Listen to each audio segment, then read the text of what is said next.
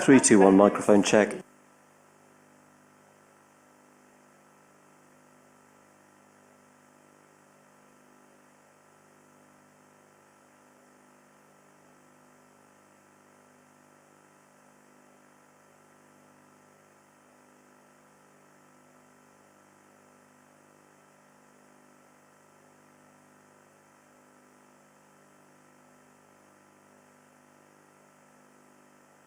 Live stream check.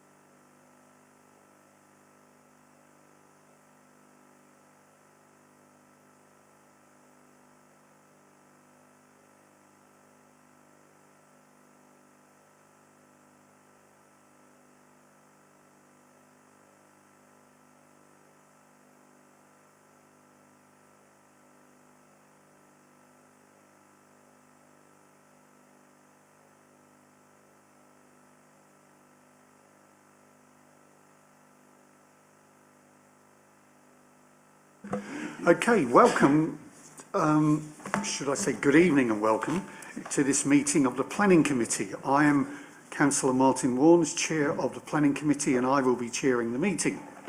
To begin the meeting, there are a few matters of housekeeping. Action in the event of an emergency.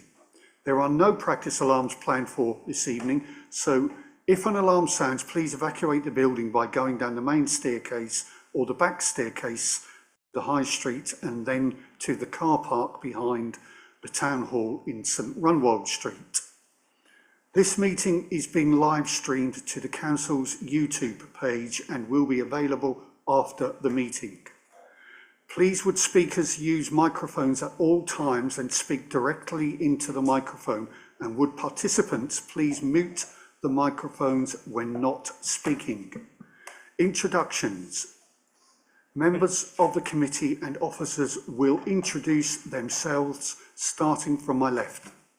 Good evening, Councillor Sam McCarthy representing Shrub End and Deputy Chair of the committee. Councillor Lee Tate for Prittygate Ward. Councillor Jackie McLean, Artstown Ward. Councillor Catherine Spindler, Saints Ward. Councillor Mick Spindler, Shrub End Ward, subbing for Tracy Arnold. Councillor Kayleigh Rippingale, Newtown and Christchurch Ward. Councillor Roger Buston, Prittygate Ward, substituting for Councillor Robert Davidson. Labour Councillor for Beerchurch, Chris Pearson, substituting for Sam McLean. Councillor Mark Gocher representing Castle Ward. Councillor Carl Powling, subbing for Roger Mannion. James Ryan, Planning Manager. John Miles, Principal Planning Officer. Lucy Mondon, Planning Manager. Robert Carmichael, Democratic Services Officer. Thank you. Members of the committee may use electronic devices to access their meeting papers, and visitors are welcome to use mobile phones and other devices, including cameras, but please use them discreetly, set them to silent, and do not use voice or flash camera functions. We will have a break at 7:30 p.m. and every 90 minutes afterwards. There are toilets on every floor in the building and an induction loop in this room.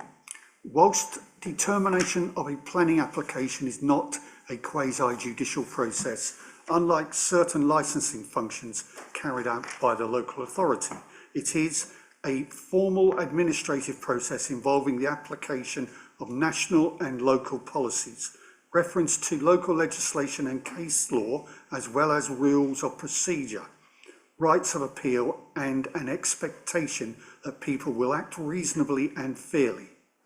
All involved in these decisions should remember that the possibility that an aggrieved party may seek judicial review and or complain to the Ombudsman on grounds of maladministration or a breach of the authority's code. So we have apologies for Councillor Sam McLean, Councillor Arnold, Councillor Davison and Councillor Mannion. We've already heard the substitutes for Councillor Mannion, which is Councillor Powling, and for Councillor Davison, which is Councillor Buston. And we've heard that Councillor Spindler is substituting for Councillor Arnold and Councillor Pearson for Councillor McLean. Can I ask whether there are any declarations of interest? Okay, there being none, we move on to urgent items. There are none. So we move on to have your say. If anyone has a petition they wish to present to me on any of the items on the agenda this evening, please do now. Okay, we'll move on to the minutes of the meeting on the 11th of July 2024 are before the committee for confirmation. Are there any points of accuracy that any members would like to raise? Okay, there being none, can I ask for a proposer and seconder, and then we'll go to the vote. Who wishes to propose it? Thank you, Councillor Tate. Seconder? Councillor McLean. So we go to the vote. All those in favour, please show.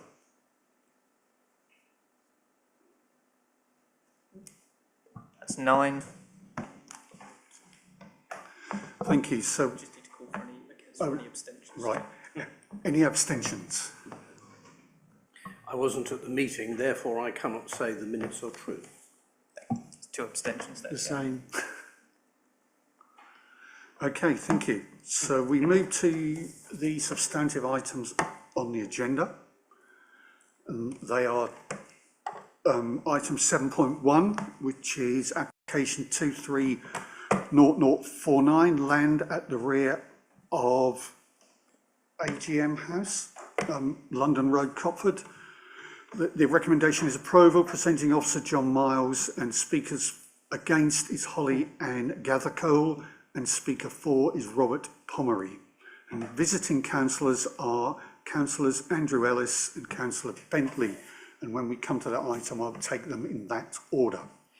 And item 7.2, application number 240840, Shrub End Depot at Shrub End Road, Colchester. And the recommendation is for approval, and the presenting officer is James Ryan, apologies. And we do not have any speakers for or any speakers against. Therefore, we could take this on block should the committee wish to do so. Are there any councillors or officers that would rather see this discussed on the floor? Okay, there being none. So, do we need a vote? Need to propose. So, can I have a proposer, Councillor Buston, and a seconder, Councillor Tate, that we take this on block? All those in favour, please show. That is unanimous, Chair. Any abstentions? Okay, carried. Thank you. Which is? Right, so therefore I can confirm that those items, i.e. 7.2, have been determined in line with the officer recommendation in the report and amendment sheet, and there will not be further discussion on these items. Any interested parties in attendance for those items may wish to leave now. Okay. Right, so we move on to 7.2, which is the Shrub End. Sorry? 7.1. Oh, sorry. 7.1, which is the land at rear of AGM House, London Road. Can I ask the presenting officer, John, to present to the committee? Thank you, Chair. Thank you.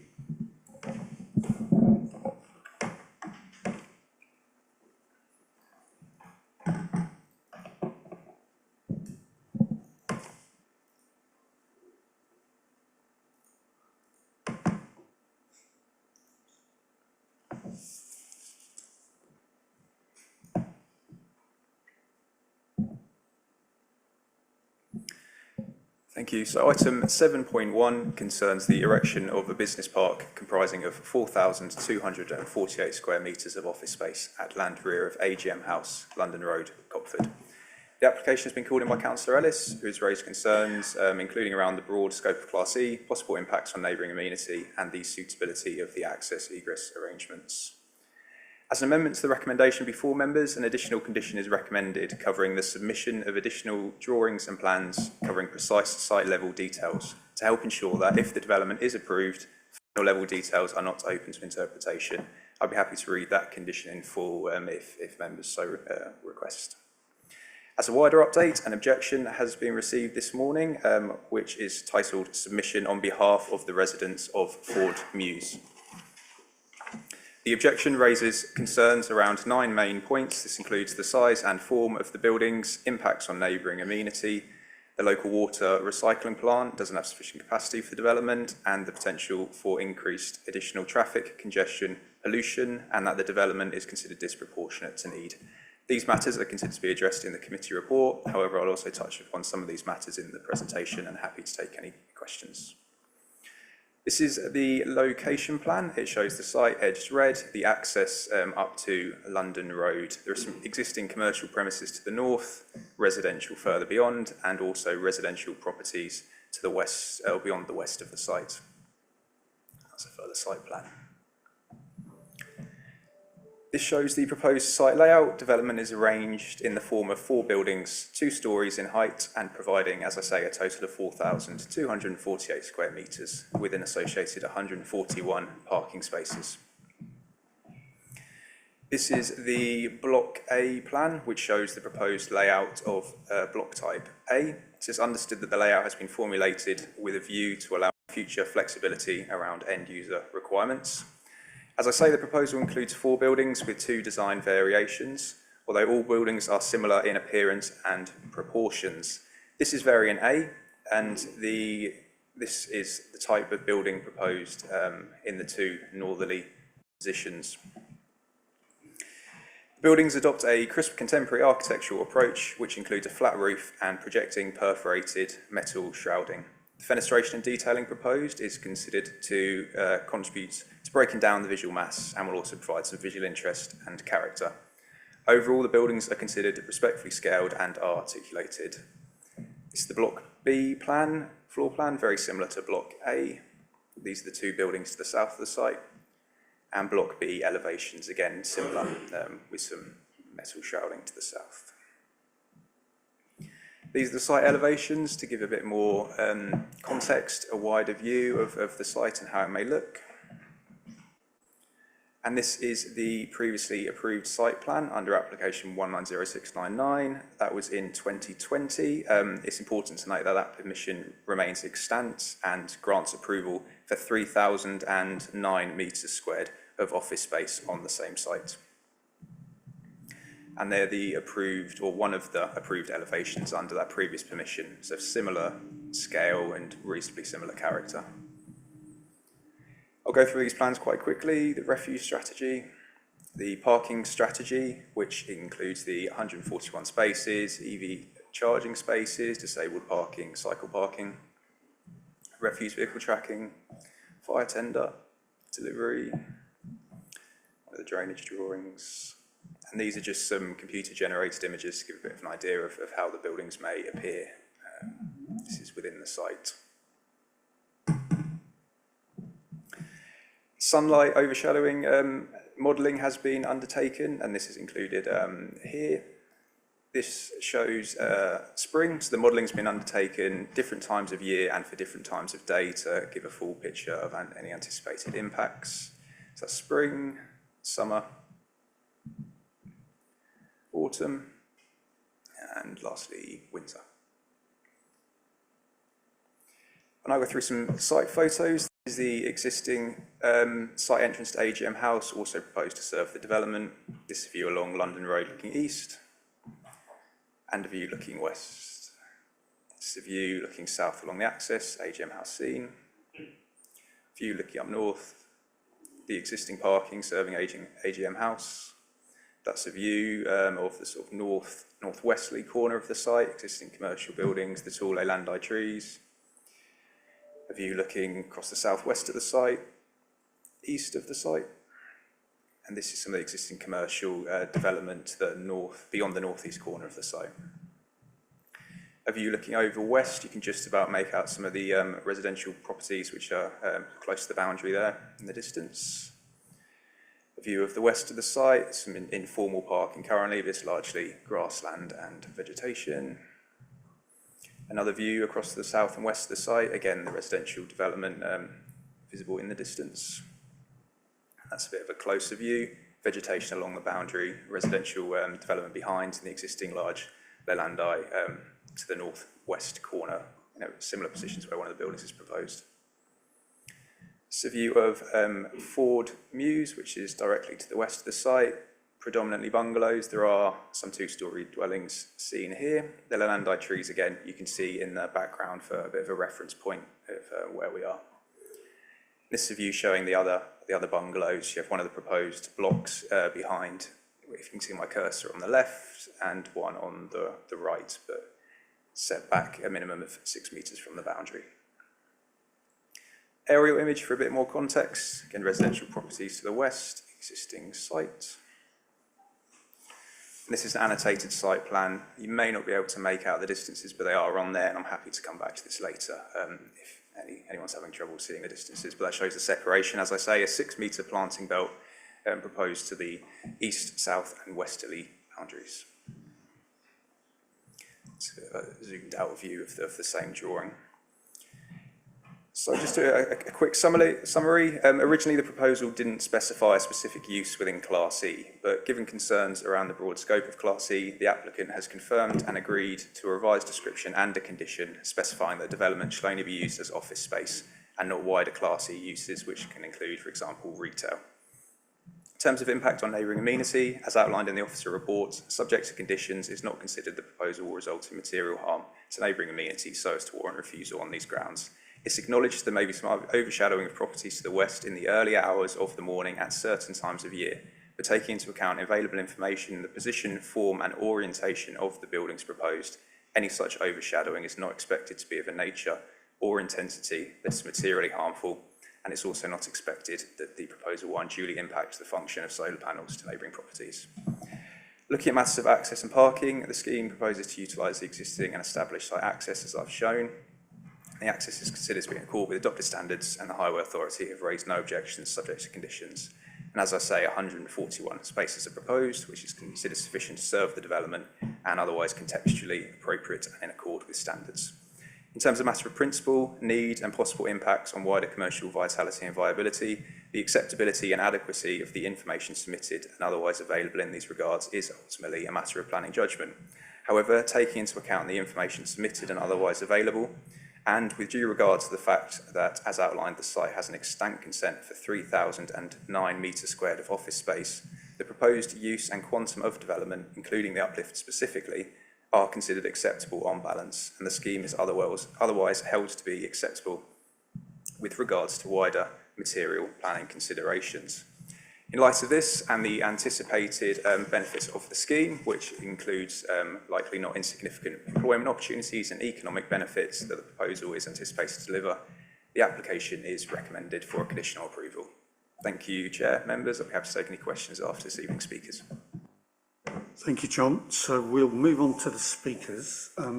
Before I do that, can I say to committee members, if you wish to speak, indicate to my Vice Chair, and he will let me know the running order as we go through the meeting. So the first member to call will be speaking against. Could I call Holly Ann Gallico? And you have up to 3 minutes with the bell sounding at 2.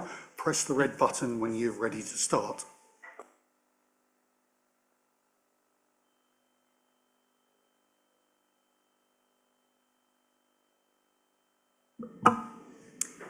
The residents oppose the application before the committee today and invite the same to be rejected. The committee is invited to consider the residents' principal concern, that being the sheer size of the buildings and its proximity to the boundary. Let us remind ourselves of what Copford is: a small rural village, largely agricultural and home to listed buildings. The development that is proposed before the committee today is far from in keeping with the local surroundings and is entirely out of character for the village. The size of the development sits at some 30 feet in height. Now let us put that into some perspective, because many people have differing perceptions when it comes to measurements.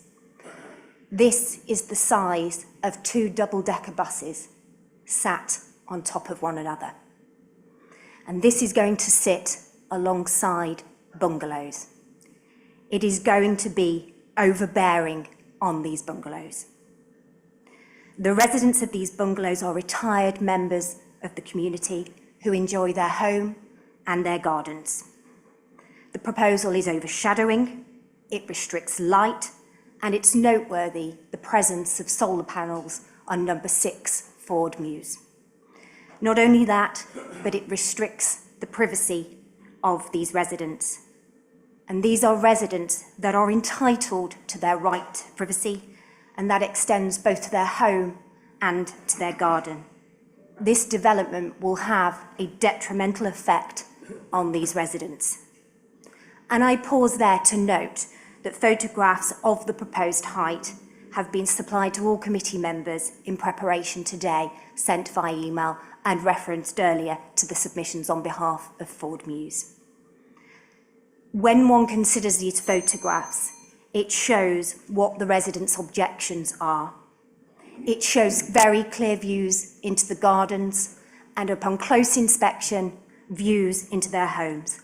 Now, if these residents wish to live in a concrete jungle, they would have purchased homes in the city, not in the rural, quiet village of Copford. When one considers the nature of the village, I invite the committee to consider, is there a need for this development and what does it add to our community? It's submitted that there's been a failure to demonstrate a need for Copford and that the development adds no benefit to the village. And in fact, residents only see negatives. Additional traffic on London Road, a heavily congested road already, additional pollution, including light pollution, disruption to wildlife and noise, particularly the unsociable hours of 7 a.m. Thank you.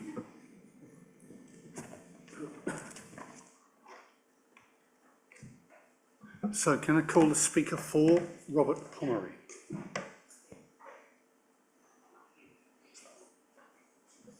You know the rules by now, Robert. 3 minutes and the bell will sound at 2.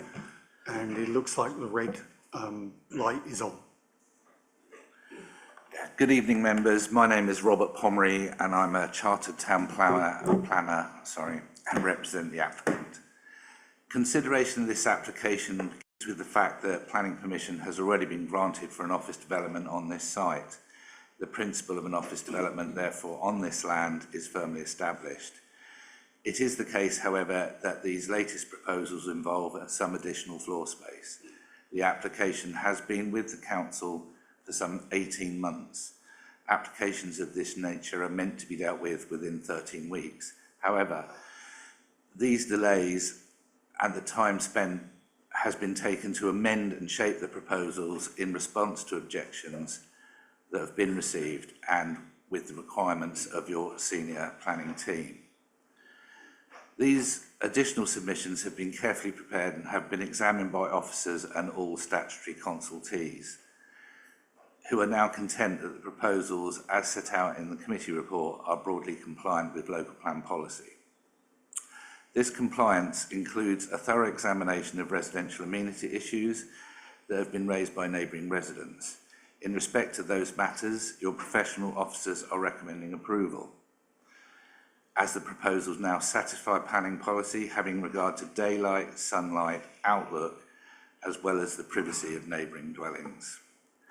Similarly, any transport and traffic considerations have been fully examined by the Highway Authority, who advise that the application scheme meets policy and design parking requirements. As such, they recommend approval subject to conditions. So the principle of development on this land for an office scheme is firmly established by a similar planning approval on the site. The areas where the current proposal differs from the approved scheme have been examined and have been found to be policy compliant. The applicant accepts that the proposed restriction via condition of limiting the use of the buildings to offices is reasonable given the location. It has been demonstrated to officers' satisfaction that there is a need for this accommodation in the city. Members will appreciate, hopefully, that the proposal represents a significant investment in Colchester, which will attract a new or expanding business to the city, thereby driving additional jobs growth. Thank you very much. Given that there is no conflict with the local plan, I respectfully request that members approve the application. Thank you. Thank you for that. The mistake was mine. I apologise for that. So, if I could ask John to just address some of the points raised. Thank you, Chairman.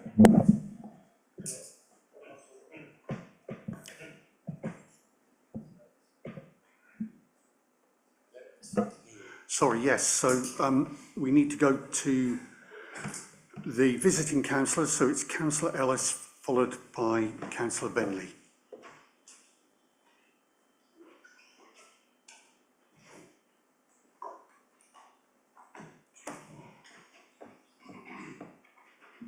Thank you, Chairman and committee members. Councillor Bentley and I are here this evening to represent our residents, many of whom will be adversely impacted by this development. My calling in this application a year or so ago was because of the overbearing impact the development, and in particular blocks 1 and 3, would have on Ford Mews. I felt the access and egress was insufficient for the number of vehicles, but perhaps shouldn't be surprised that Essex highways don't share my concerns. The day they do support councillors and residents, the people that actually live and experience the local highway conditions daily, will be a red letter day indeed. Additionally, I was concerned that the broadness of Class E would lead to inappropriate uses in this location, so I'm grateful to the planning officer for dealing with that particular issue and conditioning the use in line with the old B1 class. Members will note that there are a large number of references to the planning balance in the comprehensive report before them. It is always good to see officers are effectively weighing the merits and demerits of an application, albeit somewhat frustrating to discover that they have a faulty set of scales. In paragraph 16.1 through to 16.16, the report deals with local plan policies DM6, DM15, SG5 and SG6, together with NPPF paras 85, 89, 91, 92 and 94, all of which have been interpreted by the planning officer to weigh in favour of this development, but could so easily be interpreted, as I do, to weigh against. Please take the time this evening to fully interrogate these paragraphs and the conclusions drawn. The local plan and NPPF are indeed supportive of local rural businesses. Why wouldn't they be? We are, after all, trying to enable sustainable rural communities. The key here is they're designed to support local rural business, enabling them to remain and grow within the rural community in which they began, providing employment for local people, helping to sustain the village in which they exist. The sheer volume of parking provision in this application should be ringing alarm bells for committee members. This isn't an expanding local rural business. This is the wholesale importation of business into a village location, not supported by the parish council nor the neighbourhood plan, totally out of keeping and dwarfing the adjacent residential houses and bungalows. And I do mean dwarfing. These 30-foot buildings will tower above residents' homes and will most assuredly have a detrimental impact to residential amenity, a valid planning reason for refusal. The extant permission on this site was not welcome either, but the buildings were at least a more considerate distance from Ford Mews and would not have had such a great impact. I know the previous planning officer dealing with the case had grave concerns about the sheer scale of the development adjacent residential properties, and whilst grateful that the current officer has shared her concerns overlooking and is adding conditions to address that particular issue, he has failed to grasp the enormity of the impact these office blocks will have on existing residents. As for complying with local plan policies SP7 and DM15 in respect of responding positively to local character, enhancing the quality of the existing places and their environs, respecting and enhancing the site's context and surroundings, just look at the scheme and ask yourselves honestly, does it do that? And then there's the hours of working. The residents in the bungalows adjacent blocks 1 and 3 are retired. They purchased homes in which to enjoy their retirement, and importantly, they are already there. 7 a.m. is far too early to be arriving and disturbing these people. So I would ask committee to consider 8 a.m. the earliest people could arrive, should you see fit to give this scheme a permission this evening. Members, I would go on, if time permitted, but my 5 minutes are nearly up and I trust Councillor Bentley will pick up on issues such as highways and the London Road, amongst other things. So I'll end with this plea. Either agree with me and refuse this application because it's not policy compliant with the Copford and Easthorpe Neighbourhood Plan, nor the local plan, nor NPPF, when interpreted correctly regarding support for rural business, not the expansion or introduction of new business from elsewhere. If you feel unable to do that, then please consider deferring the application to negotiate a lowering of blocks 1 and 3 to mitigate their impact. And failing that, the very least you might do is alter the hours of use to mitigate slightly the disturbance which this unwelcome development will undoubtedly have on our community. Thank you. Thank you, Councillor Ellis.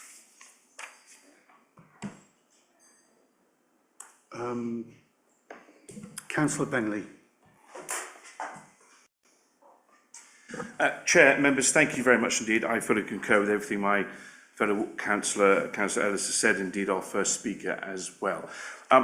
It does make you wonder, doesn't it, when we encourage villagers to do neighbourhood plans under communities and then you just ignore it. I mean, it just makes you wonder why we bother. So I'd just like you to consider that as well. And this really, in my mind, is industrialising the countryside, rural communities. We do want businesses, of course we do, that's not the point. The point is where they go and how it affects the local community. But I want to concentrate on the highways.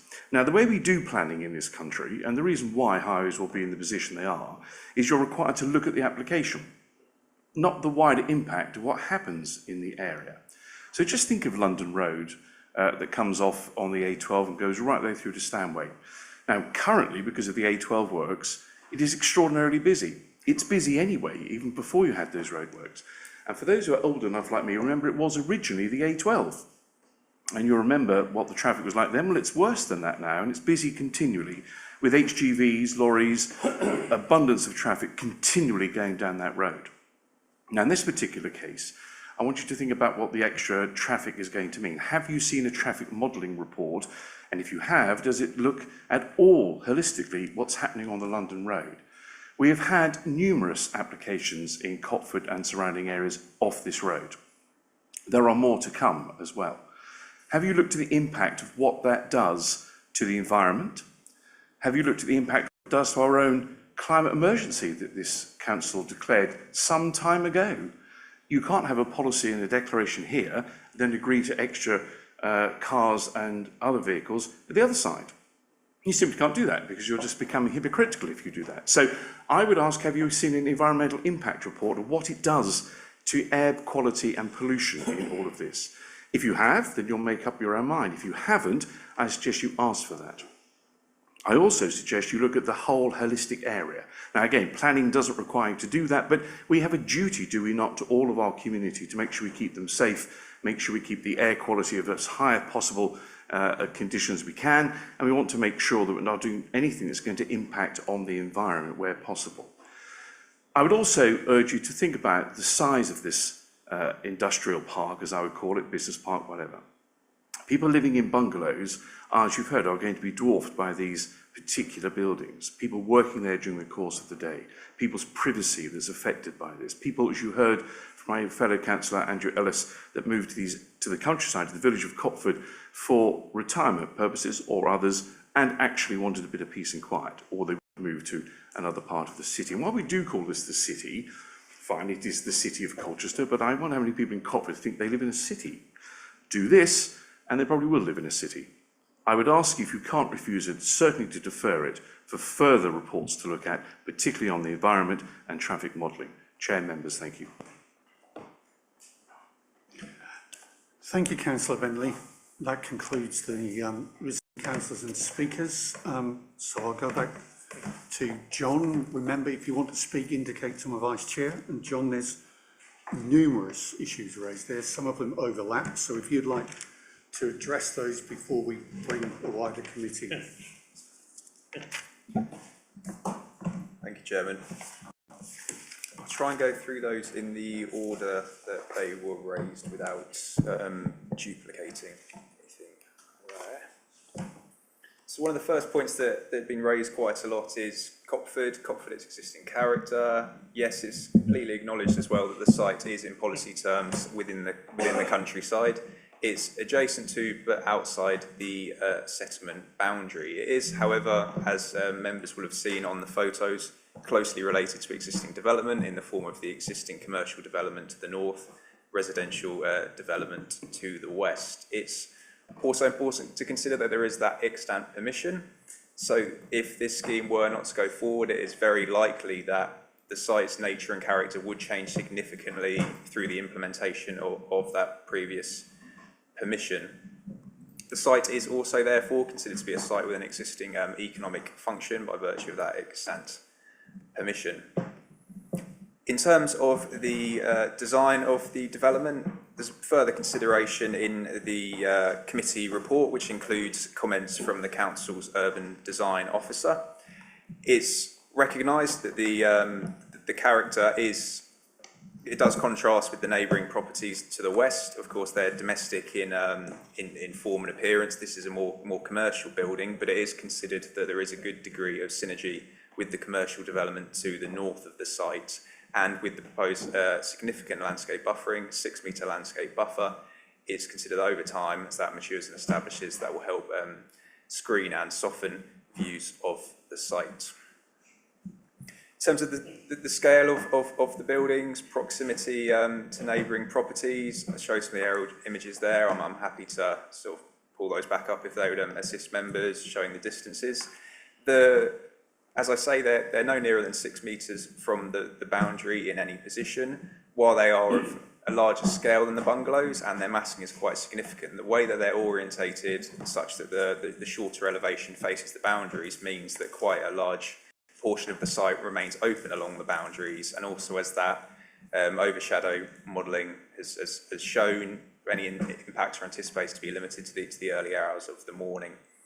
Overlooking, as touched upon, there are conditions recommended covering the form of any side face first floor windows with a view to prevent overlooking of neighbouring properties, and the buildings are otherwise considered to be an angle and distance such that there won't be any harm to neighbouring amenity in that regard. In terms of the need for Copford specifically, the committee report outlines the sort of arguments that have been put forward by the applicant. As I say, that remains a matter of planning judgment in terms of the acceptability of that. In terms of the rural economy, rural need, whether this sort of scale is proportionate, as I say, there is an extant permission. The uplift is 1,000 metres squared, or in excess of 1,000 metres squared. That isn't insignificant, but in the context of the council and the city and the sort of area's wider employment need, employment land availability, it is quite a small number, really. Part of the argument that's been put forward is with Class E office to resi conversions under permitted development that there is a need, and there is an increasing need, and we have indeed seen across the city that the wider area offices changing into residential, so that is a dynamic at play there. Yes, the site is in the countryside, but in terms of it being rural in nature, as I say, it is bound to the north by existing established commercial development. There is a strong functional and physical relationship with the existing settlement and the existing buildings. This isn't an isolated site in the middle of nowhere. There's relatively sort of strong sustainable transport connections, bus links, 20-minute walk, the transport assessment considers to the station. Contributions are also to be provided to Colchester Car Club, improvement works to the local bus stops, EV charging, cycle parking, all of that with a view to help mitigate impacts with regards to highways matters, air quality and the like. Unsociable hours, condition recommended covering hours, officers consider that will give suitable certainty and security, there won't be adverse noise impacts. Hours of starting at 7 a.m, it's, as with all offices, it's expected people will come and go at different times. Some people may prefer to work earlier in the morning, some later into the evening. So it's not expected there'll be a massive influx of cars at 7 in the morning. It's not likely to be of a significant intensity at that time, and it's not considered with the planting belt will be direct impacts on the neighbours in the distance. Suitability of the access, highway impacts, cumulative impacts. As I say, a transport assessment has been considered by both us and the Highway Authority. No significant concerns or any concerns ultimately have been raised with regards to the access impacts on highway safety, capacity again. No concerns have been raised by any statutory consultees and no evidence has been presented, and it would have to be a severe cumulative impact on the highway network that would need to be demonstrated to refuse on those grounds. And the committee report also outlines and assesses the relevant Copford policies in the committee report, and officers consider that there isn't conflict with those policies of the plan. Thank you, Chair. Hopefully that covers everything. Thank you, John. So if you could answer the specific charge that it doesn't comply with the MPPF local plan policies and neighbourhood plan, please. Yes, so my understanding is primarily DM6, SG6, and then the relevant paragraphs of the MPPF which relate to those. So office use, yes, it's classified as a main town centre use, but that is effectively a classification. It's not to say that necessarily this use won't be appropriate or acceptable in an edge of centre, out of centre location. It's just that certain considerations apply. One of those includes a sequential test, which is outlined in the committee report, and a sequential assessment has been submitted. Officers are of the view that there is sufficient justification put forward, and with the extant consent in mind, officers do believe that the scheme is compliant with those policies. And as I say, while it's in the countryside, this isn't a rural site in the sense that it's isolated, it's set in rolling fields, and it's agriculturally related. It is well connected to the existing buildings and functions of Copford and the wider city through the transport links. Thank you. Thank you. And if you could answer the question relating to whether a traffic modelling report is appropriate, given that the Highways Authority has not raised any objection. Thank you. Yeah.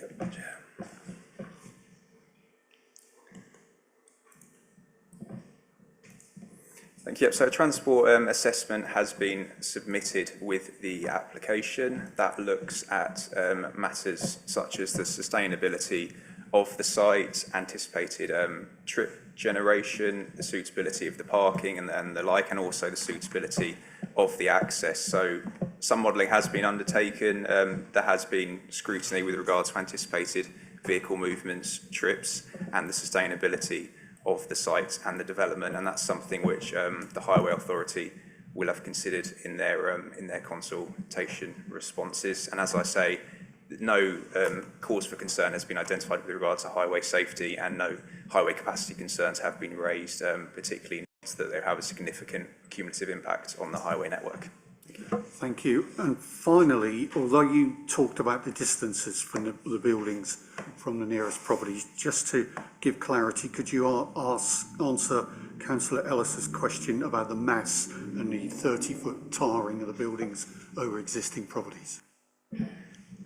Thank you, Chair. Yes, I'll get the presentation back up just so I can show that plan which showed the neighbours in relation and the distances.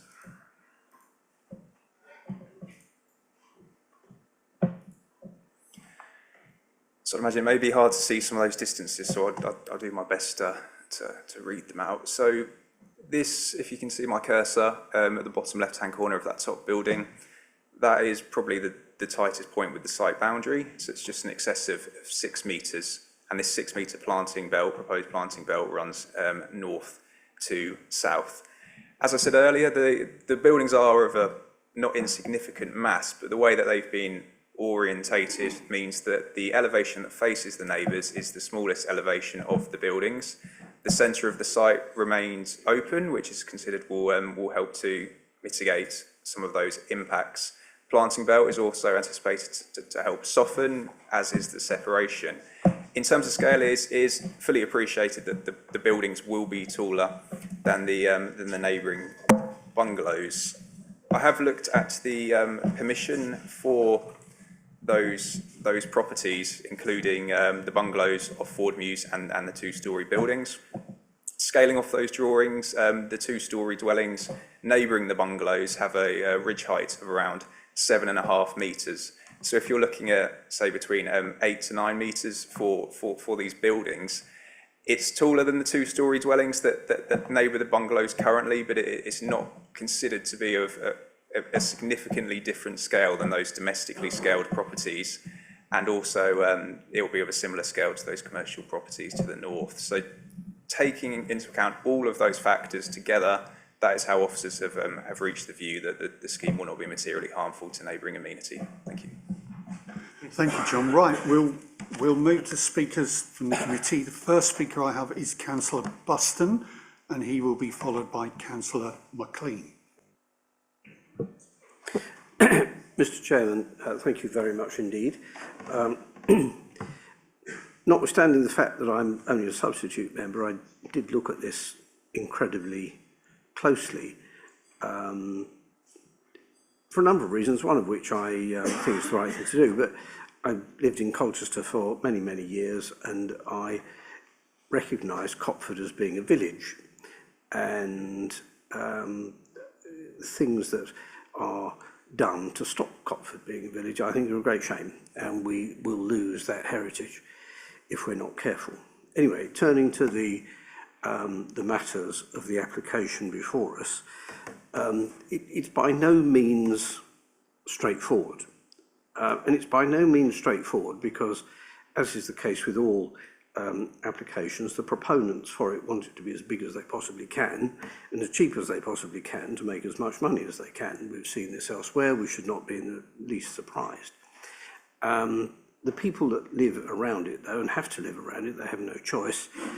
When the development is complete and off it goes on its merry way, they're the ones that are going to have to live with it. So we do need to balance off their needs against the need for employment and the like. This is not the first time, and this has been emphasised on a number of occasions, that a permission has been granted to this site. And I see that the site was first granted a permission in 2012, by the look of it. Please correct me if I'm wrong. And at that stage, it was relatively small.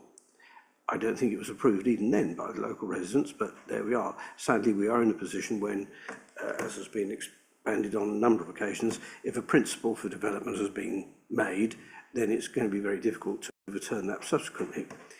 However, the difficulty becomes when subsequent applications bear very little relationship to the original, save the principle of development on the site. And just looking at the last two applications on this, the current one and the last one, and please correct me if I'm wrong, but as far as I can see, the last application had 16 units, and this application has 22 units. So it's an uplift of about 40%. So that's hardly comparable, to my mind anyway, with the existing proposed user. So to say, well, you've got to give it a permission anyway because it's already got a permission, to my mind seems a little absurd as a principle.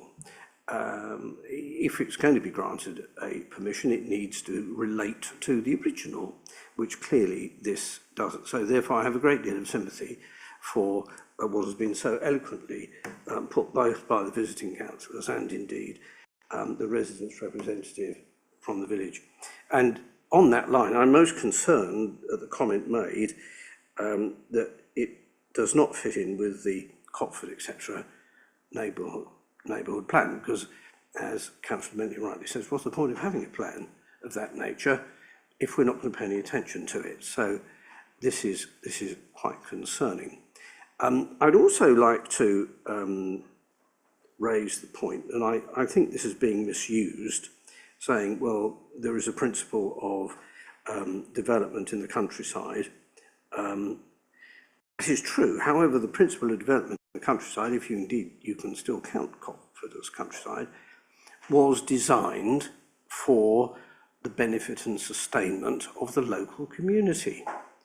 And as Robert very eloquently put in his presentation, it will benefit the city of Colchester. Well, Copford isn't the city of Colchester, it's the village of Copford.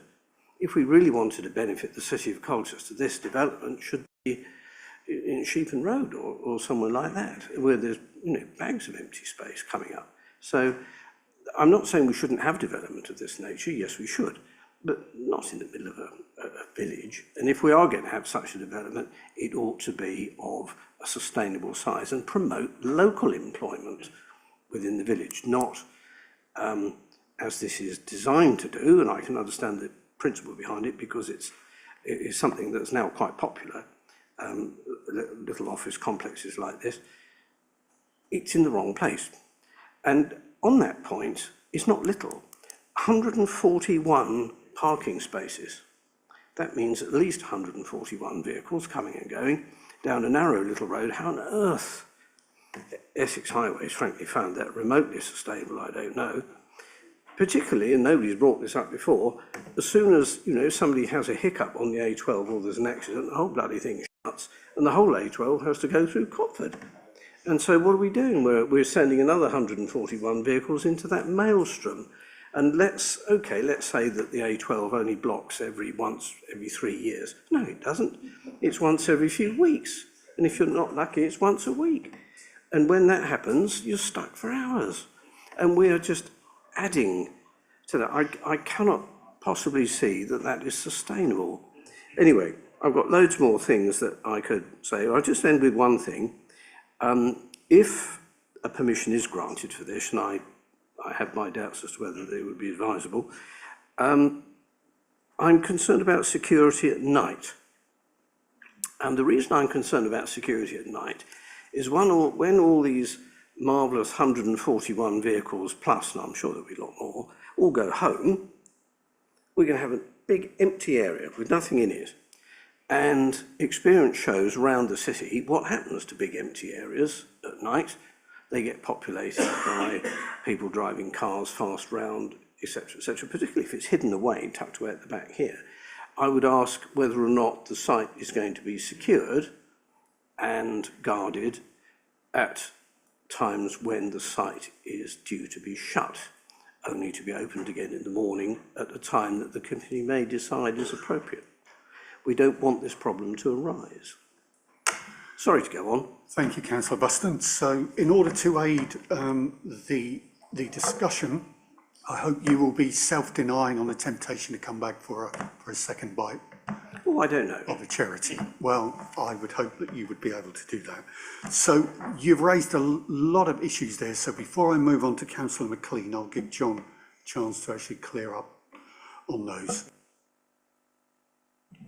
Thank you. Yes, in terms of matter of principles, officers aren't by any means claiming that there's no consideration to be given to the use of the quantum of development. That's of course a very important consideration. It is the fact though that a material planning consideration is that extant scheme, but of course there is still in members power and something to be considered is that increase, the scale proposed. But yeah, that's considered to be considered in the committee report. In terms of compliance with the neighbourhood plan, the relevant policies are set out in the committee report, including CE1, CE2A, CE3, and the conclusions are in the officer's report of how the scheme is considered to be compliant with those policies. There's not considered to be a conflict there by officers. But if there's a specific area of concern in terms of policy compliance with the neighbourhood plan, I'm more than happy to elaborate on that.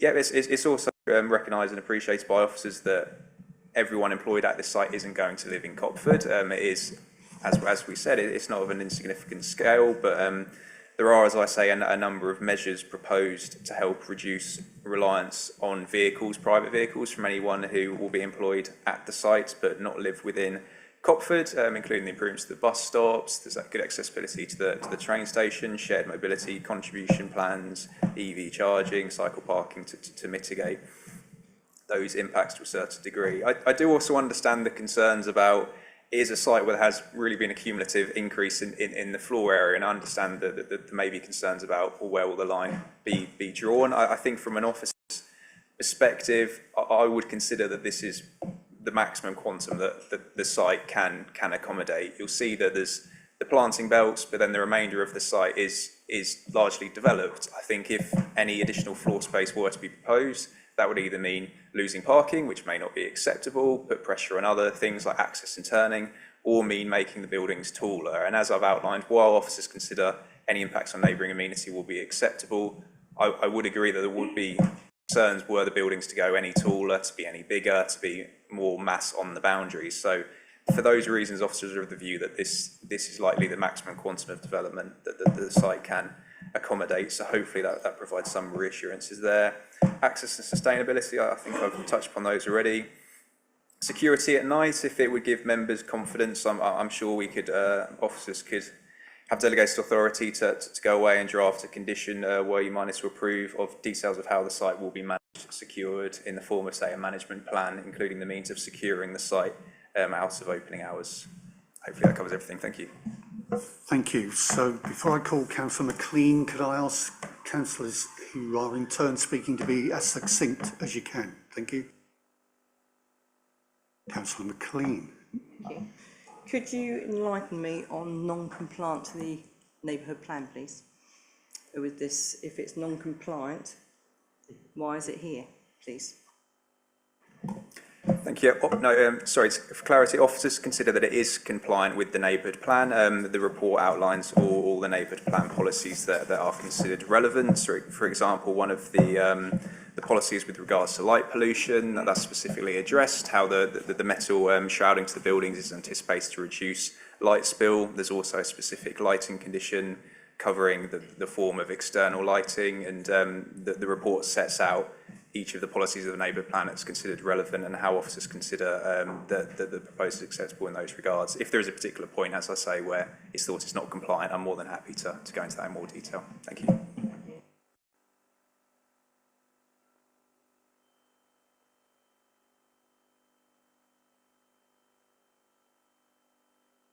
I thought it was on. That's off now. No, it's on now. Oh, okay.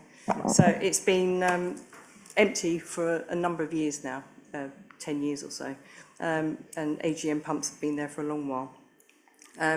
This site has been predominantly used for parking around the surrounding area, for the area they have at the moment to use in the offices and the warehouse.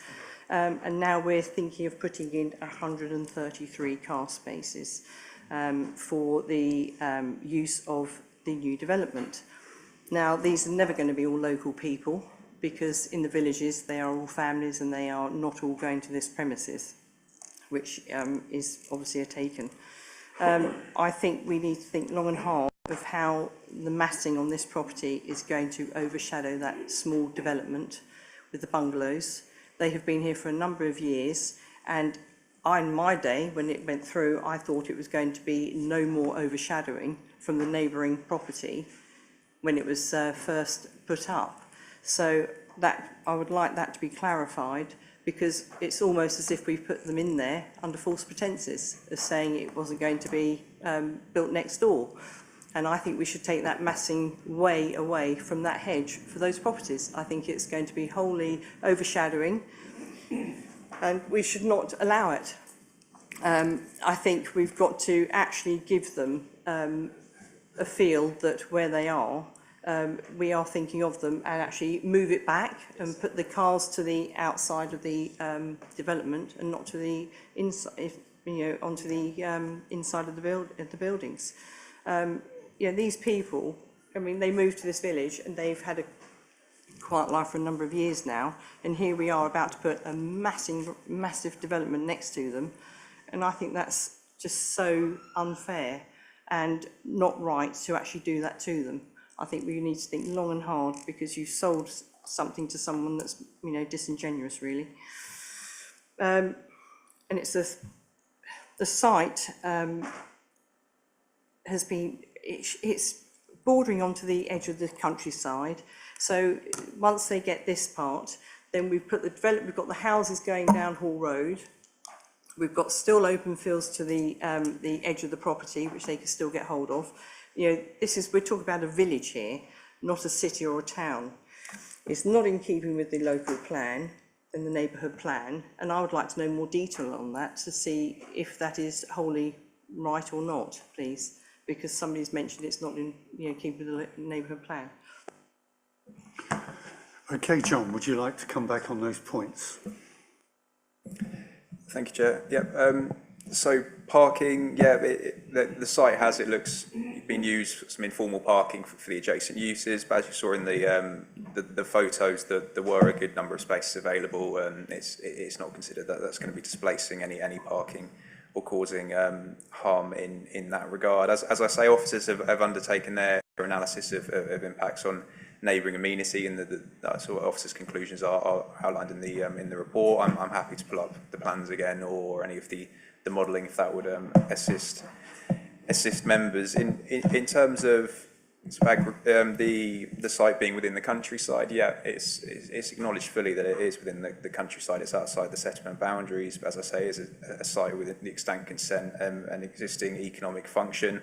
I think the site next door, in my mind, would be very different. And that's agricultural land. There's no history there. This is a site that's quite well contained physically and functionally, and I think that's something understandably considered on its own merits. I think that's something quite different in terms of the need, and that it won't all be people from Cotford. Again, that's recognised that there is some mitigation in place which is considered to help deal with those wider impacts in highway terms. As we say, thank you. Councillor Tate. I will be mercifully brief, but in what might come as a surprise to some of my colleagues, I do take a bit of umbrage at councillors being not given the sufficient time that they would like to make their points. So my points are quite short. The first one is there actually a need for that much office space? We've all seen empty offices that have sat there for ages. We've got the change of the working landscape. I work at the university. My office is like the Mary Celeste. It's never full. So I question the need for this size of office space development particularly in a rural location, but anywhere at the moment. My more sort of point is more. My interest is piqued. Why is one of the conditions that we would give a financial donation to Colchester Car Club? I'm trying to understand the relevance. I mean, I know this is going to be a car dependent, but why a car club? It just seems a bit of a strange donation. So I'd like that explained, please. All right, before I ask John to answer that, I'll bring in Councillor Gocher. Thank you, Chair. First of all, a question about procedure. Were, let's say, this application to be rejected tonight, would it simply revert to the previous application that was given planning permission a few years back, the 3,000 and so square metres of office space? I mean, I presume that it does, but that's just a question. Does that then just revert back to the previous one that has got the planning permission? I mean, my thoughts on this, and I've got a number of thoughts. Firstly, my understanding is that this must be about the third time then that this has come to committee.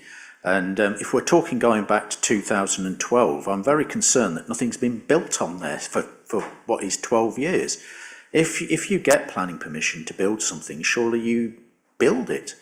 You don't keep coming back with bigger and bigger and bigger proposals again and again and again. I mean, obviously the system allows you to do that, but it just seems that a game is being played. It just seems to me that if there was in mind a maximum floor space for a development, that would have been the original application, if that was the intent all along, because nothing seems to have been built. It's just an empty space. So that concerns me. But yeah, my question would be, what would happen if we do reject this? Does it revert to the previous application that's been given planning permission? Secondly, I'm a bit concerned, obviously very concerned, about the rural setting of this. It seems like an urban development in a village. It's not like it's agricultural buildings. It's which you do get in villages. You know, they can overlook properties, but this is an urban office space, and I suppose with that, my concern is the car-centric nature of it. I did see that there was, on the plan there is mention of cycling parking, but it does seem very car-centric. Are there going to be any solar panels on the roof? If someone could just clarify that. Or has that not happened at all, is a question I have. But I'm just concerned that it's a car-centric development in a village that is office space. I'd like to know what the benefits will be for the residents in Copford, specifically from such an urban development. Thank you. Thank you, John. Two speakers there, if you could answer their questions. Thank you. Yeah, need, understandably, a topic that's come up a few times. As outlined in the case officer report, one of the proposed justifications being put forward by the applicant is that there is quite a shift through permitted development rights. There are a lot of offices getting converted. It's appreciated that there does exist vacancies, and Yeah, but ultimately, that's been considered as part of the proposal, and there's also consideration of that as part of the sequential test. Lucy probably in a minute will be able to add some more with regards to need more specifically. The applicant has also put forward an argument that ultimately this will be a very big investment, and if they didn't have an understanding of the market, the needs of the market, they wouldn't be willing to put this investment forward. So you could argue that's simplistic, but I think there is some merit to it at the same time. And there's also the argument that unless you have this space, you may not get the investment from companies. So it's a bit of a chicken and egg situation, that if that high quality office space isn't there, are companies going to choose to locate in the area? And in terms of benefits to the local area, not just local employment, but the site's quite well related to existing shops, leisure facilities. So there will be anticipated to be a spend associated with workers there. In terms of the car club contribution, appreciate that may seem counterintuitive. What the car club is, it's all linked with shared mobility. So that the most common form we see in the car club is it's an operator has an electric car. You can hire it, say, for an hour or two. So I suppose a potential example in this case, say someone needs to do a site visit, they might still be able to come on the bus or cycle, and then they could use the car club car to go further afield when walking wouldn't be suitable. So that's the idea of that contribution, is to support those sustainable transport options and that flexibility. Previous consent, yeah, as I say, that 2019 permission remains extant. It's been implemented, so they effectively benefit from permission in perpetuity. They could carry on building that out tomorrow. That permission is there. That permission is still valid. Solar panels, sorry, yes. The applicant may be intending to put on solar panels. I can't say. I know for sure. I'm sure we could look at an informative or otherwise if that's something which members feel is particularly important in sustainability terms. So hopefully that's everything now. And I think Lucy, yeah, maybe it has more need. Thank you. Yes, just to touch on one of Councillor Gocher's points about there being permissions on here since 2012 and not having been built. The 2012 and 2013 permissions were for industrial development, so it hasn't been office development proposed throughout. That was a different type of development, some industrial development on the site. Office use, yes, it's undoubtedly changed, particularly since the pandemic. Working habits have altered. In support of our local plan in the evidence base, our economic consultant has looked at forecasting employment change in Colchester, and office employment is shown to increase over the plan period. So there would be a need in that regard. And I just wanted to also just comment on the car-centric comment that was made. As John's mentioned, there is lots of examples of sustainable options for people to this site: walking, cycling, bus, train, etc. And there's also a condition recommended for a travel plan, so there'll be a business travel plan coordinator that would assist with promoting those sustainable modes of transport as well. Thank you. And I know it's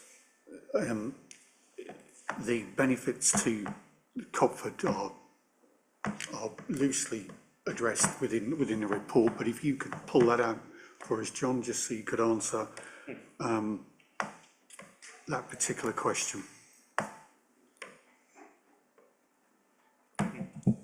Thank you. Yeah.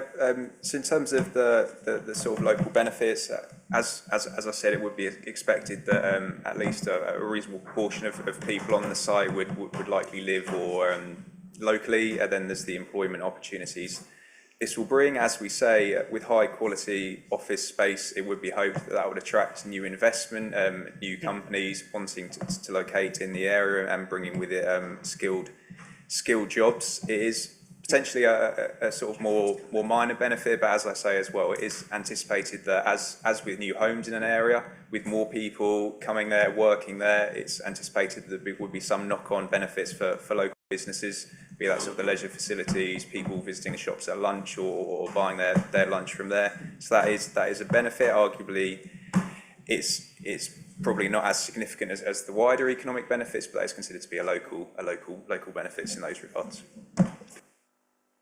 Thank you, John. Right, Councillor Pearson, followed by Councillor Rippingale.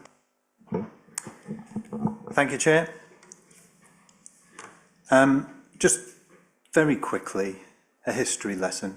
When I came to Colchester in 1980, I lived in Stanway, which was very much the village of Stanway, but we've seen what's happened. We know what happens. It's progress. The world moves on. I lived my young life in a house that backed onto a field. That field is long gone. And we just have to accept that things will change. Progress will happen. The population gets ever larger, and we have to cater for it.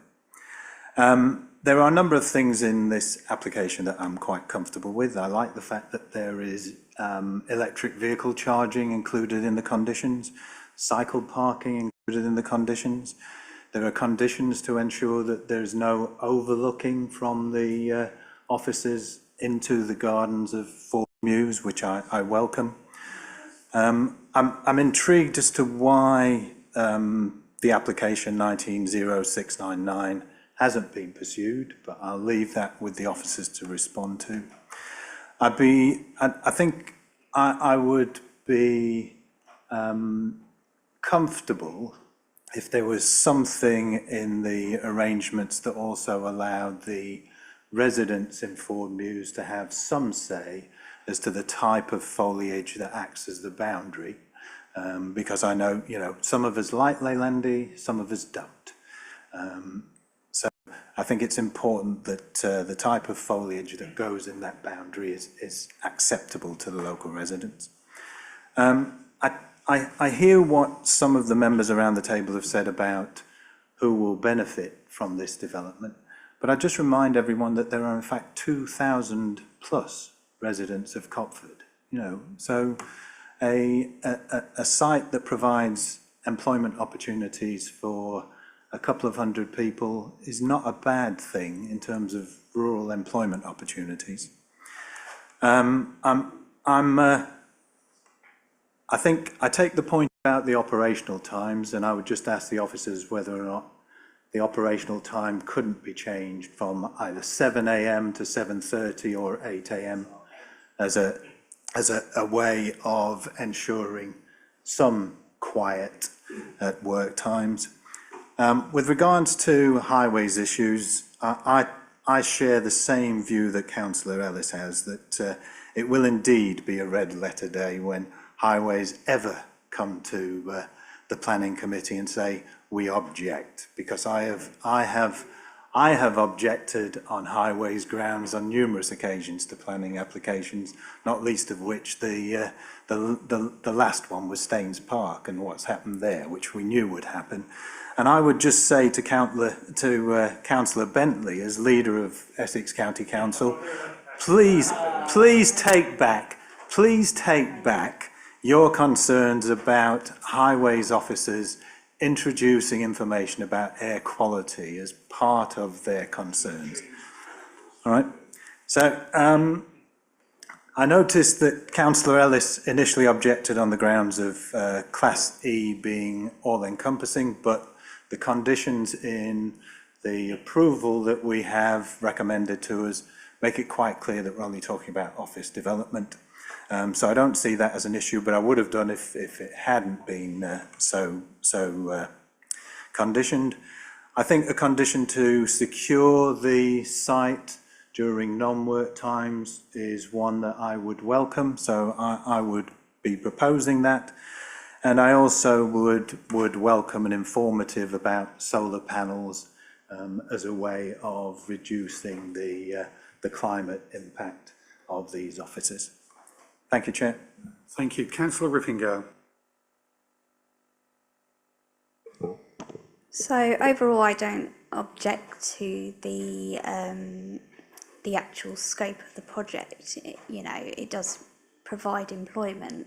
However, if you look at the surrounding area, and this goes back to design and area, the houses again are Victorian down that road to a point. And this is quite a modern design. And for me, knowing Copford as well, having grown up in Stanway, I do feel like it's not really in keeping. If you look at the surrounding businesses, so the golf shop, the fishing shop, they look like residential properties. So again, that goes back to, you know, you were saying, oh, other businesses would benefit from, you know, the trade that this business park would bring. Well, unless they're interested in golf or fishing, I'm not sure it would. It's not well serviced, that road, until you get right up to the top of the road by anything that's food based. So for me, I feel like you do need to have that rural employment opportunities, but I just feel like the design of the development is really not in keeping with the surrounding area. And I think that's really important. It should be, you know, that low level design, height design in terms of what is surrounding it. And I know there's industrial units there, but they've been there for a long time and they're an accepted part of the landscape now, but they're not attractive and they've never been attractive. So you've got an opportunity here to create something that is in keeping with the surrounding area and the heritage of the surrounding area, whilst providing those opportunities for employment. I also agree with, you know, we have environmental SPDs for a reason, and primarily they are for residential, but I do feel like we need to be applying those. There was a reason they went through local plan, and businesses need to be applying those as well. As you said, we have a climate emergency, and whilst I welcome what has been put in place, it could go further, you know, like recycling rainwater, that kind of thing. We have put those SPDs in for a reason, and I think they need to go further with businesses. So that's my thoughts. Thank you. Thank you. I'll ask John to come back. There's 5 different points there. Thank you. With regards to the 2020 permission, I'm afraid I can't answer the question. Why has that scheme not been built out? As I say, it remains extant. It's ultimately a decision by the applicant. I can comment further on that. In terms of screening of the neighbours and ensuring that there's appropriate landscaping between them, part of the landscaping condition 7, there's actually a paragraph in there which looks at the proposals for the new and replacement planting belts to the west, south and east boundary specifically, and that specifies that they should be of a minimum of 6 metres in depth, soft landscaping of suitable specifications so as to provide screening of the development upon maturity, and officers in considering the details submitted to discharge that condition would of course be very mindful about the proximity to the neighbours and the intention of that planting belt. I agree that the landai certainly aren't the most attractive, and the intention of that condition is very much to secure more appropriate and locally compatible landscaping, which will ultimately reflect the wider landscape better than those existing landai trees do. Operational times, officers are happy to sort of if members have particular concerns, want to propose an amendment, officers are happy to consider that. Solar panels, again, if members consider the application should go further, whether that, and want to encourage, be that by way of informative or otherwise, solar panels, that's also something that the officers can consider.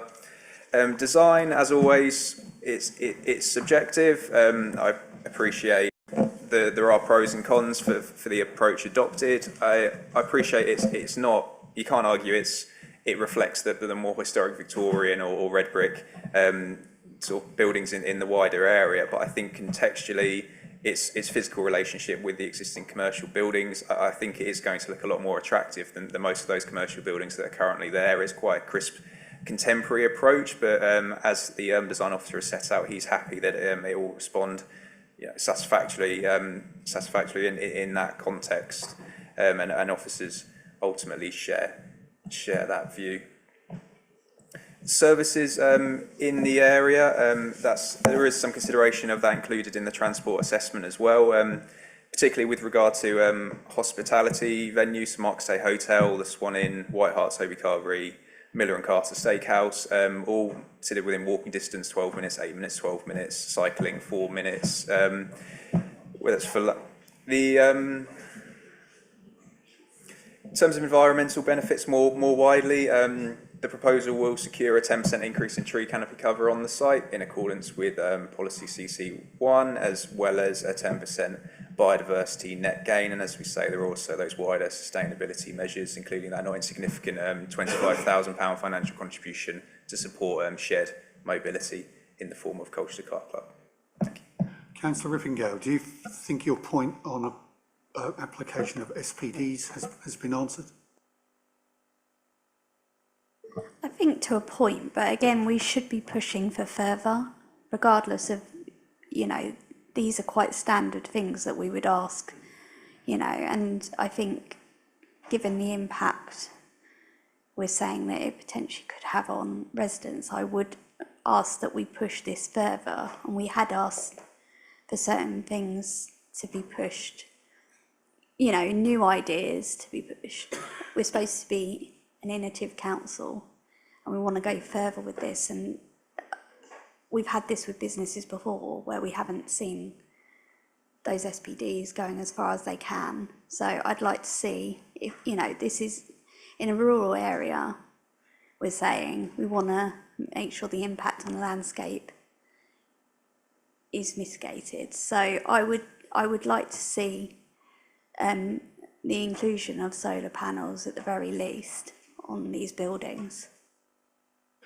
Thank you, Councillor Rippingale. So I think the message is we could be bolder where we're able to be. And Councillor Pearson's point about giving residents a say in the type of foliage that is planted, is there any scope to allow some participation? Thank you. Yes, no, not a hand. Yeah, so the landscaping application would be a matter of public record, the opportunity for members of the public to comment and be consulted upon that, and provide comments. So those details will all be publicly viewable before any details are agreed. The opportunity for input. Thank you. Right, thank you for that. We've got 3 more speakers, so I'm going to take a break. It's more or less 7:30, so we'll take a short break, and then when we come back, we'll carry on with the speakers that have asked to speak. Short break. Members are just reminded not to discuss the application during the break, please.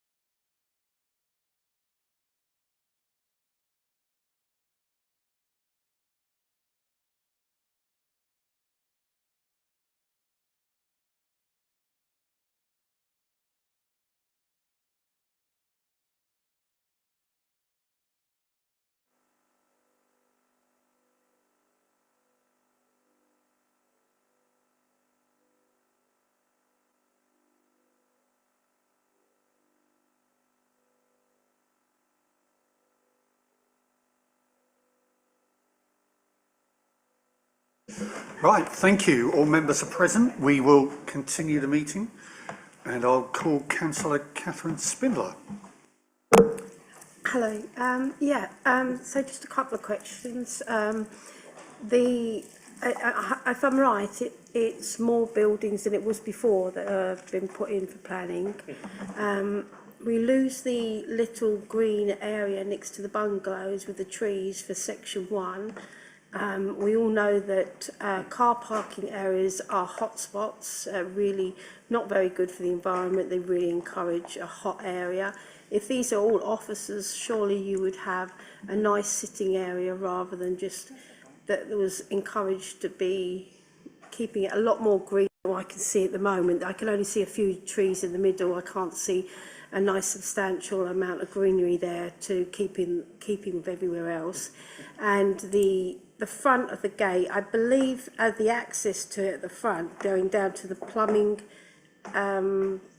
area, there are gates to the very front of that road. Are they gates that are closed at nights? Would that be your security issue solved there? Does the road have enough room for 2 lorries to pass it, or has one lorry got to wait at one end before? No, definitely hasn't. Although, you know, I don't think officers would have lorries very often, but they certainly would when they first set up, or would have it all fitted out maybe or something, I don't know.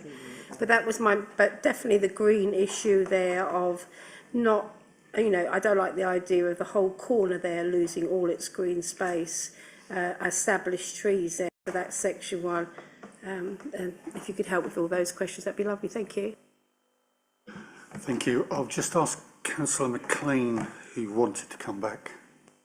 Yeah, just quickly, I'd like to propose that we have no parking on the inside of the units, but put the parking on the outside, and definitely a no to Leylandii. They're awful to keep, and cellulose comes out onto the cars and stuff, so I think that's a big no. So I think, you know, those 2 things. And please be reminded that at the moment it is industrial, not office based. It's in industrial units down there that actually provide huge water pumps and things. Okay, thank you. I'm being advised that moving the car parking would be a redesign of the application, so can we have an opinion from the officers, please?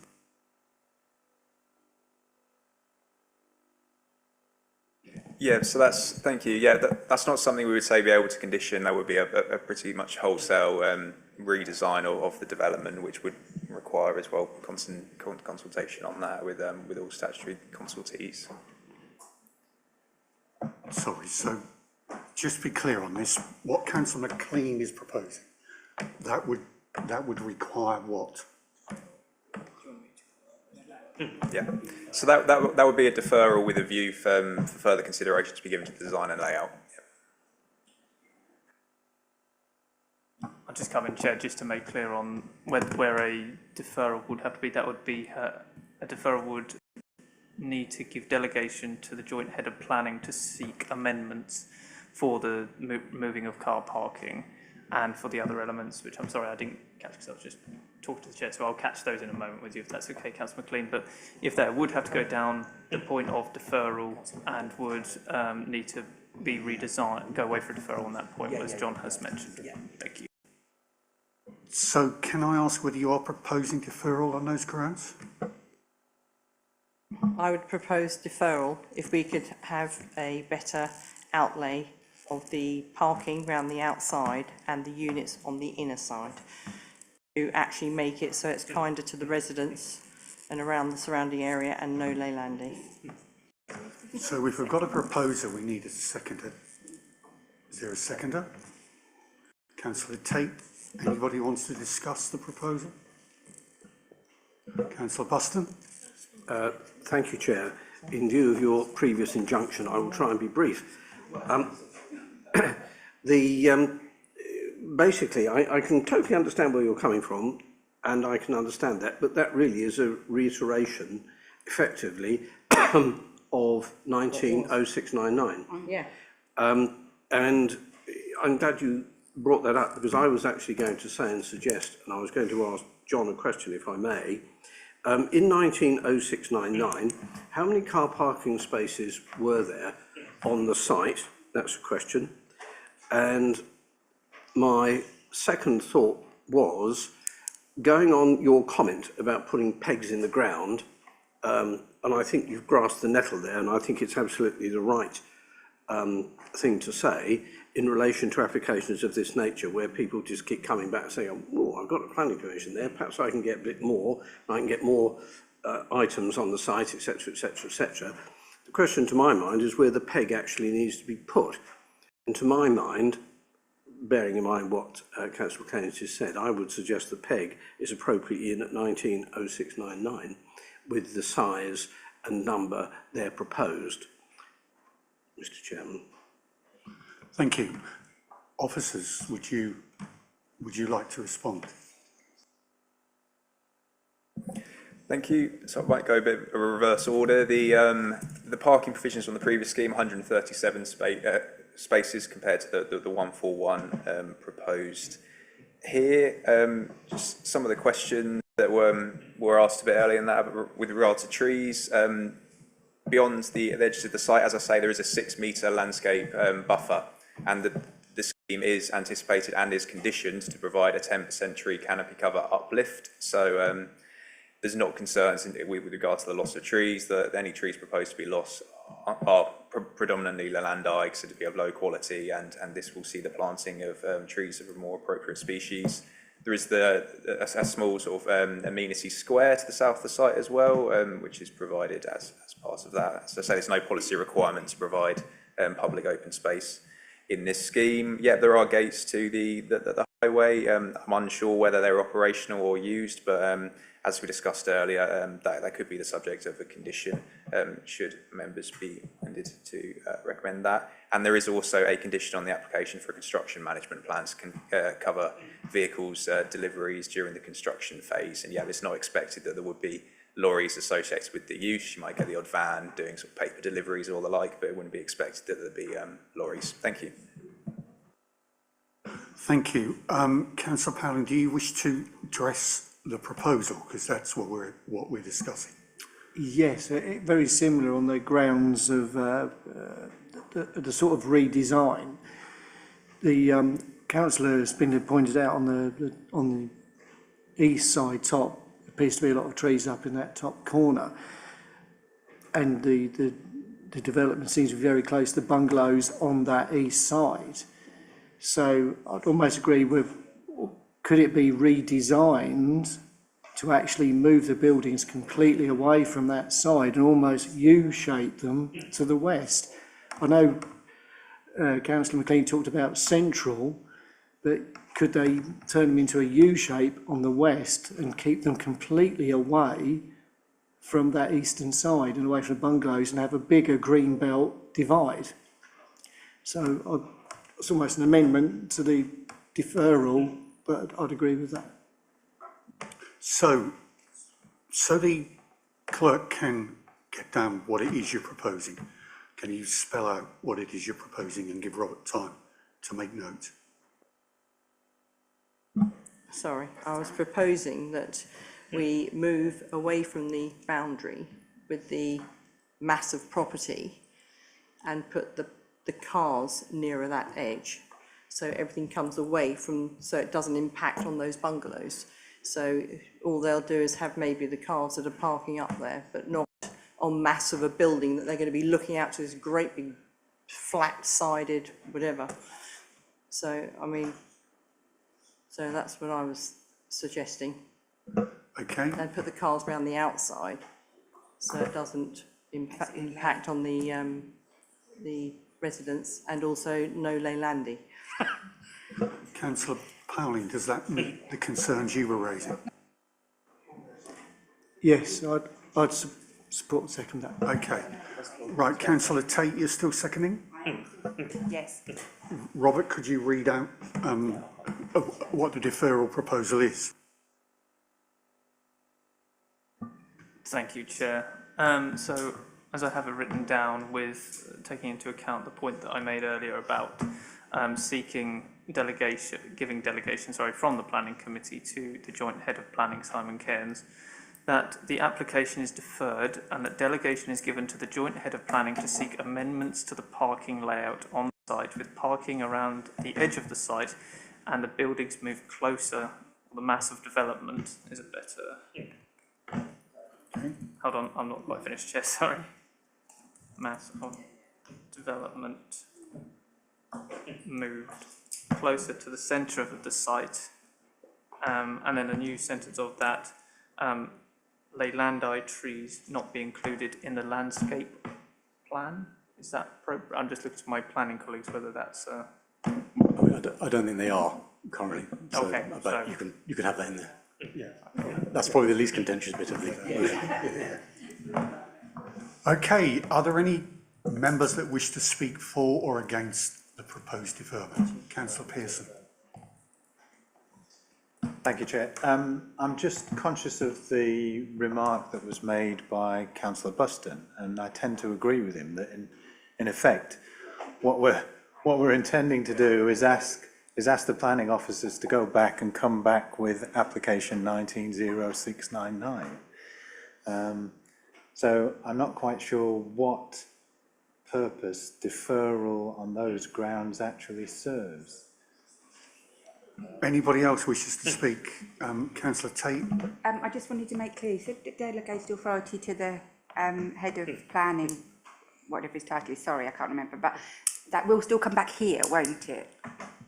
Yes, Councillor, so the formal way of doing it to ensure that Simon Kent has the power to seek amendments is to give him that authority as the same way that it would be with any committee for it to give to an officer. Yes, and that it would be returned back if Mr. Kent, if amendments are sought, and etc. Yes. Councillor McLean, do you have anything to add to your proposal, or can we go to the vote now? Okay, we'll go to the vote. Those in favour of the deferment, please show. 1, 2, 3, 4, 5, 6, 7, 8, 9. 9. Those against? 2. Any abstentions? No. So the planning application stands deferred, and therefore I draw this meeting to a close at 10 to 8. Thank you all for your attendance.